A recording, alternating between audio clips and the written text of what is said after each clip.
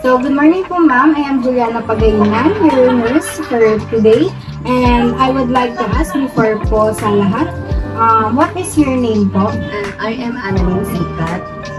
And saan po kayo nakatira? Sa Maypaho, Caloocan City. So, nakatira po kayo sa Maypaho. Tutaga doon lang din po ako ma'am. So, how old are you po? I'm 23 years old. So, you're 22 years old. Kailan po ang birthday niyo? May 30, 2000. May 30, 2000. So, saan po yung birthplace ninyo? Sa may Santa Cruz, Manila. And ano po yung religion niyo? Catholic lang. Since nakuha ko na po ma'am yung biographic data ninyo, proceed na po tayo. What is your major health concern right now? Skin disease. So, anong klaseng skin disease po yun ma'am? Eczema. So, meron po kayong eczema. So, how do you feel about having to seek healthcare po? Sanay na kasi ako sa sakit ko, so hindi na ako nagsisik ng healthcare. Yes. So, kung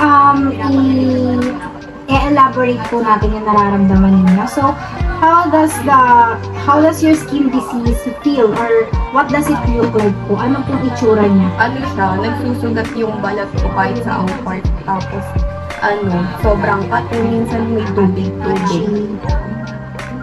Parang may butlig-butlig siya na maliliit. Tapos meron tubig. Sobrang kati po ba?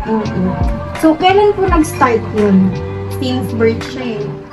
So genetic po yung sakit niyo. Meron din yung lola ko sa father side ko, tas yung mga tito ko. So yung location po niya, saan po kadalasan tumutubo yung skin disease ninyo? Kumakalat ba to? Nagre-radiate ba to? Or pumupunta ba siya sa any part ng body mo? Specific part po? Oo. Minsan sa ilalim ng tenga, pero mas madalas siya sa mga daliri ko, sa paa or sa kamay. Hirap siguro ma'am. So, how long does your disease last? Gano'ng katagal? Kapag kumakain ng bawal, so tumatagal siya mga 2 to 3 months, ganun. Come and go po ba yung sakit ninyo or constant siya na patuloy-tuloy talaga? Come and go naman. So, come and go po siya. So, sa severity naman, gaano siya kakati? So, if i-rate mo siya, if gagamitan natin ng scale, how would you rate it from 1 to 10? With 10 being the highest. 10. So, what makes your disease back or paano siya nagiging worse? Kapag kumakain ako ng chicken or malalansa, lalo kapag pusit, ganun. Yes po. So, ano po yung ginagawa ninyo para ma-alleviate yung kati? Kumbaga, anong ginagawa ninyo para ma-ease yung pangangati, para ma-minimize? Meron akong ointment na pinapahid. Ointment lang po talaga? Gumagaling naman siya? Nawawala naman yung pati. So, grabe pala. No? So, sa past health history niyo po, tatanungin ko lang po kayo if itong sakit niyo po ba na to, since birth meron na kayo, or how does it feel na nagtagal yung sakit sa inyo? Since birth meron na daw ako, sabi ng mama ko. Dati daw, yung mga daliri ko sa paa at kamay as in puro sugat. And okay naman na sa akin, parang wala naman ako masyadong nakakil. Parang minsan nakakainita lang kapag sobrang pati mo. So, bukod po doon, sa family history, since minention niyo na po kanina sa akin na merong genetic yung disease niyo and meron na kayong family na may ganong disease din. So, ilang taon na po ba yung mother and father ninyo? And kailan sila huli nagpa-check up? Yung nanay ko, 56 na. Tatay ko, 57. Tapos, kailan po sila huling nagpa-check up sa doctor? Last month. Last month. So, does anyone in your family have any long-term health problems? Yung pang mahaba po na health problems? Wala. Kaya anong sakit niyo po? Wala. Wala naman. So, does anyone in the family have allergies or any kind of skin disease? Bukod po sa'yo? Ako lang. Wala sila. Wala sa ano niya, sa family. Pero sa ano mo, mga lolo-lola? Sa lola ko meron, tapos sa mga tito ko. Pero sa amin naman, wala. Ako lang. Pero do you think na doon nagmana yung skin disease mo sa lola mo?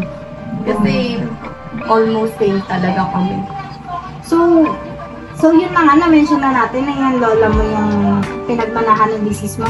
So how long na-diagnose yung lola mo? Hindi ko na matandaan pero until now, meron kasi siya na 87 years old na. So ma'am, since natapos na tayo sa family health history mo, nalaman ko na kung saan nanggaling yung sakit mo, kung kanino ka nagmana sa skin disease mo. Tatanungin kita about your lifestyle and health practices. Kumbaga yung araw-araw na ginagawa mo to sa isang araw. So, tatanungin po kita if ano yung kinakain mo on a daily basis. Mga oily foods, gano'n. Kasi nakasanayan na siya. Pero sa mga kumakain naman ako ng gulay. Yung oily foods, hindi ba siya nakaka-affect sa skin disease mo?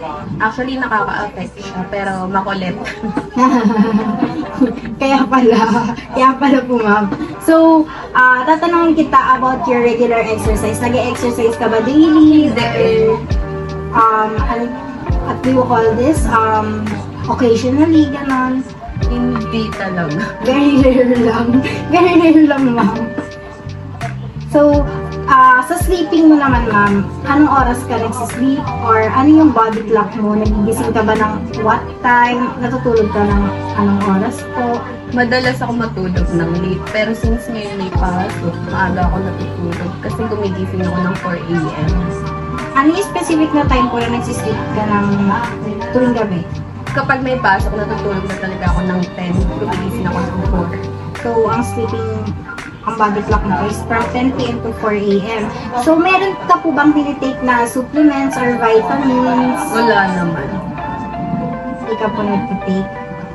So, ayun po ma'am, since nalaman ko na po kung ano yung pinanggalingan ng sakit ninyo, ano yung possible na factors na pwede makapag-trigger ng skin disease ninyo, pati ang mga family health histories mo, yung personal information mo, yung lifestyle and health practices mo. So, we're good to go po. Thank you so much po for sharing your time with us, for sharing your time with me. Once again, I am Juliana Pagainan and see you again in your next checkup. Thank you.